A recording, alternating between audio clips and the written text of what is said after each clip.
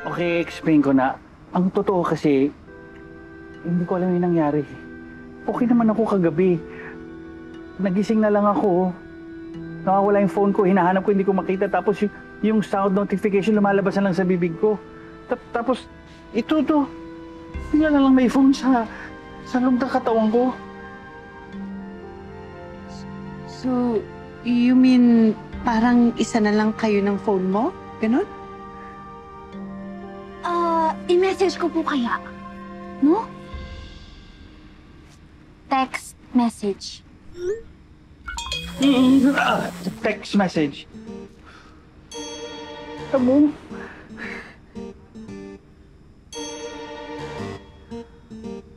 Try ko po kayong tawagan. Ha?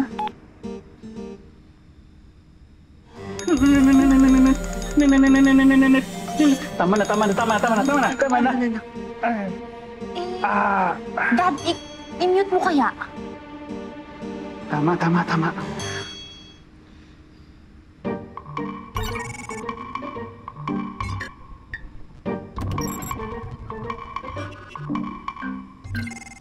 ko po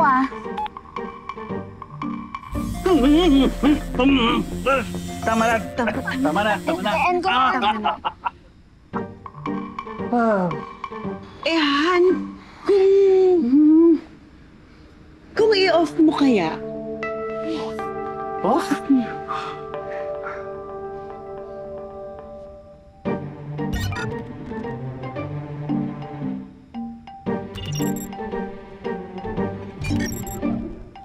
Tawagan ko.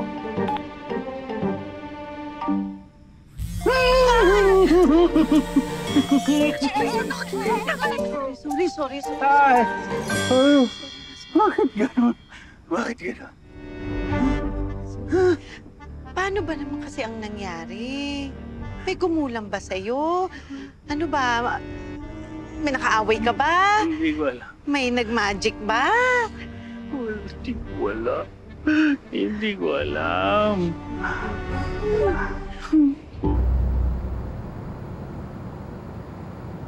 Grabe yung nangyari kay Dad, no? I can't unsee. Kawawa naman si Daddy. Wala na siyang phone. Eh si Daddy na nga yung naging phone eh. Pero sana maging normal na ulit siya. Parang nagigilty na tuloy ako.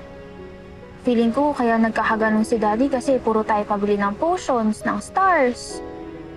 Oo nga, no? Eh kung wag na muna natin siyang ikulitin, ate. Wag na po tayo magpabili sa kanya para hindi na siya ma-stress. Galing mo talaga. Wag na magiging makulit, ah. What? Oh, here's yours.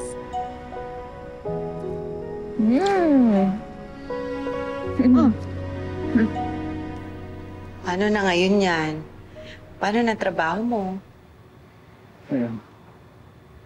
Mabuti na lang, work from home kami until the next month. Kaya alam, face-to-face na kami pag may mga meetings na. Kaya hindi ko alam kung paano. Sana naman okay ka na by that time. Paano kung hindi?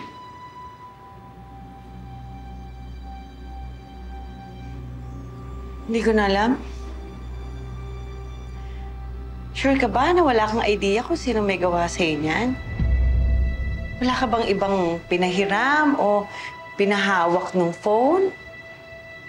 Maliban sa amin ng mga anak mo, syempre wala naman kaming magic na ganyan. Sir! Uy, akin yan! Sir!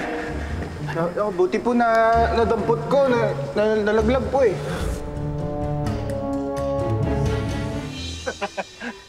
In fairness, sir, effective.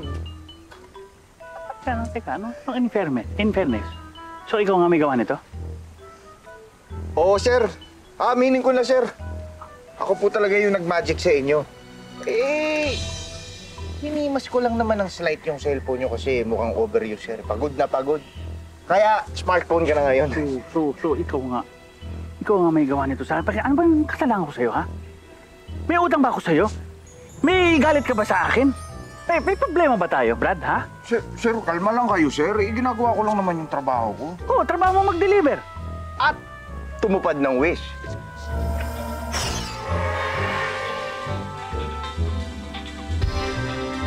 Bilang wish agent ng Magic Wish Express. Brad, hindi ko alam kung anong trip mo, ha? Pero wala akong wini-wish sa'yo.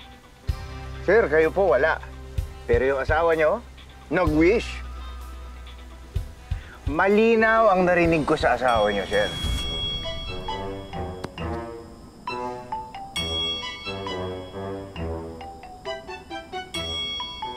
Total, phone lovers naman kayong tatlo, nila Elsie at Annie. So sana, huwag kayong mahiwalay sa mga phone ninyo.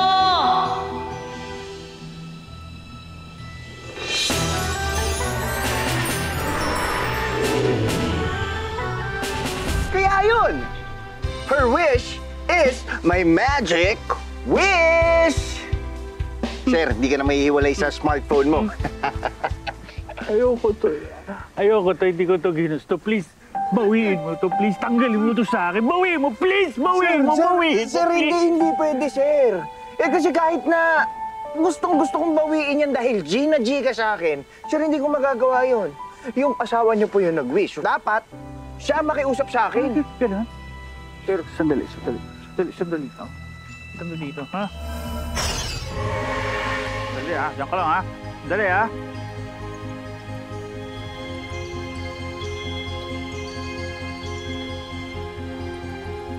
Ano number? Ay! Sandali! Sandali! Kausapin mo yung asawa ko! Sandali! Ay! Kasalanan ko? At ako? Nag-wish? Paano nangyari yun? Eh di ba, Han? Nagtatalo tayo nun. Nasabi ko lang naman lahat out of frustration. Hindi ko naman ginusto na ma-magic o maparusahan kayo. Sandali. Kung nasabi ko kayo, ibig sabihin hindi lang ikaw ang damay?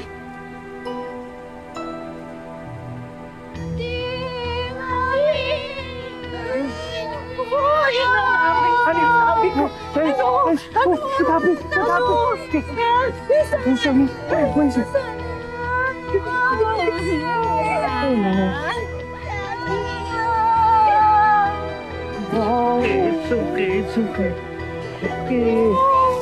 It's okay. We're the same.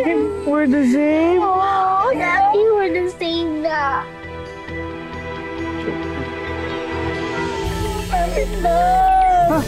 Ayun na! Ayun na!